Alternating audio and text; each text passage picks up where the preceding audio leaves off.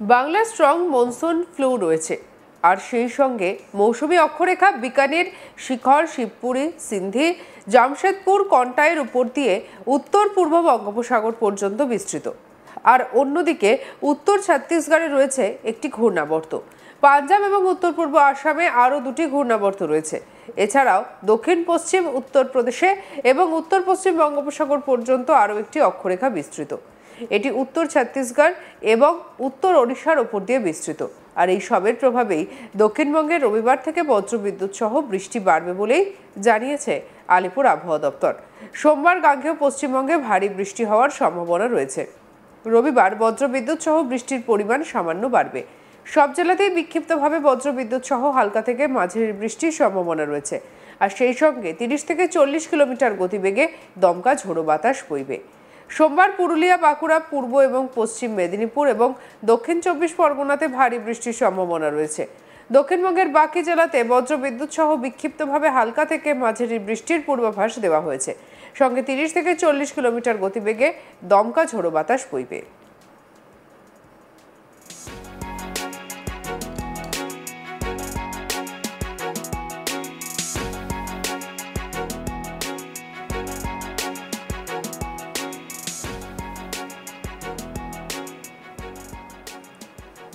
মঙ্গলবার দক্ষিণবঙ্গে বজ্রবিদ্যুৎ সহ বিক্ষিপ্তভাবে হালকা থেকে মাঝারি বৃষ্টির পূর্বাভাস দেওয়া হয়েছে। গাঙ্গেয় পশ্চিমবঙ্গের জেলার বেশিরভাগ এলাকায় বজ্রবিদ্যুৎ সহ বৃষ্টির সম্ভাবনা বেশি থাকবে। বুধবার এবং বৃহস্পতিবার বিক্ষিপ্তভাবে দু এক জায়গায় বজ্রবিদ্যুৎ সহ বৃষ্টির সম্ভাবনা রয়েছে।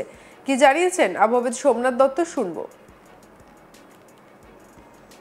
আজকে বিশেষ কোনো সিনপটিক সিস্টেম নেই।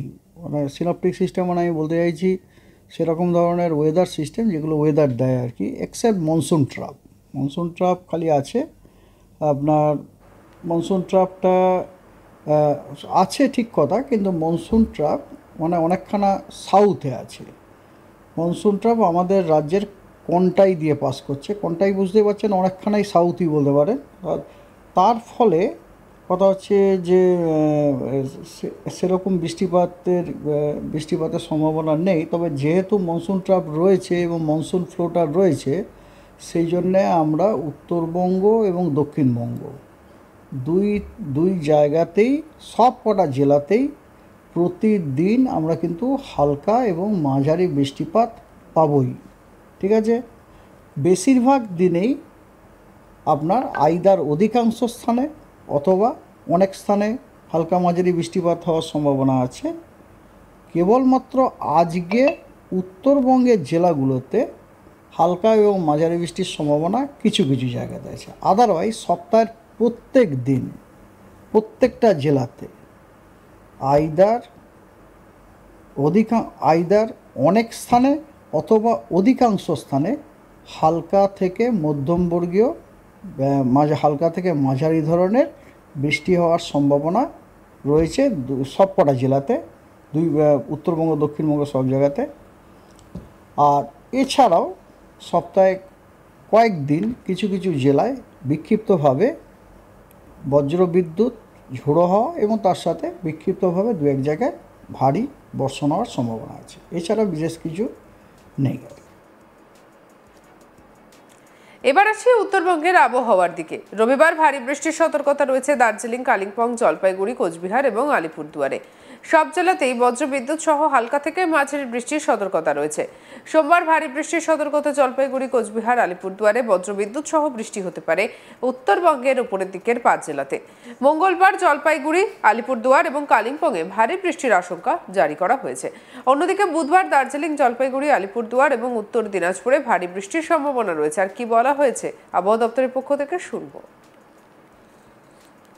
সাউথ ওয়েস্ট মনসুন যখন স্ট্রং থাকে তখন আমরা দেশের বেশিরভাগ জায়গাতেই আমরা যে ইয়েটা পাই সেটা হচ্ছে আপনার সাউথ ওয়েস্ট মনসুনের ইয়েটা পাই। যখন বৃষ্টিটা হয় তার ন্যাচারালি টেম্পারেচারটা কমে যাবে। এবারে যেই বৃষ্টিটা কমে গেল তখন তো একটু আধটু রোদ উঠতেও শুরু করবে।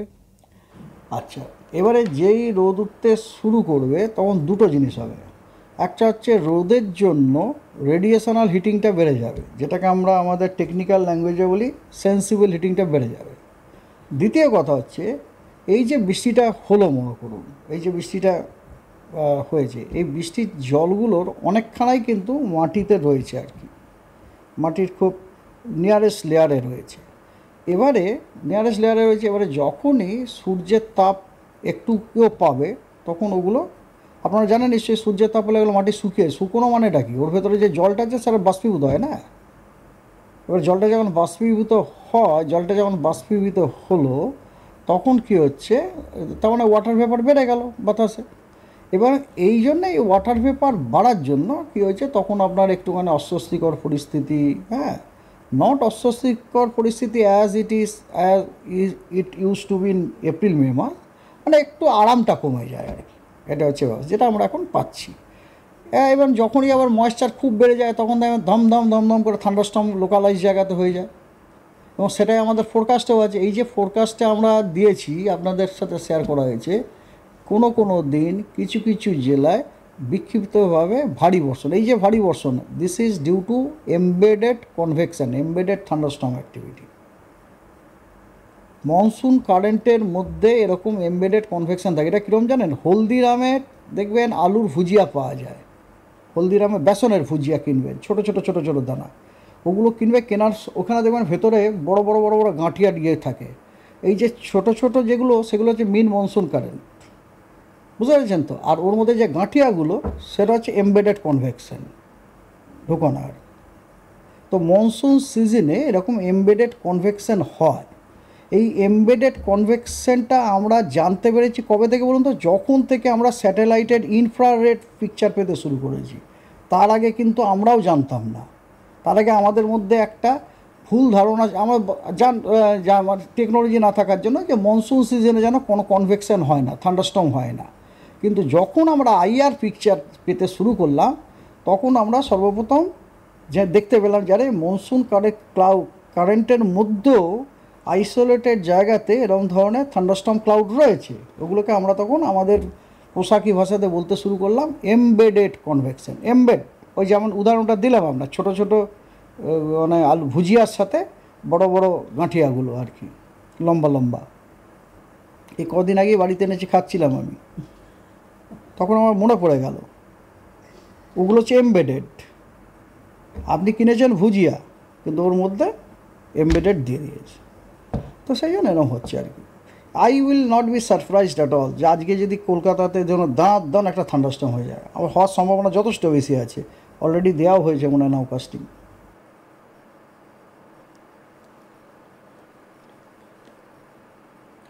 সঙ্গে রাখুন আজ তাক বাংলার ইউটিউব চ্যানেলকে। অন্যান্য খবরের জন্য লাইক, কমেন্ট, শেয়ার, সাবস্ক্রাইব করতে ভুলবেন না।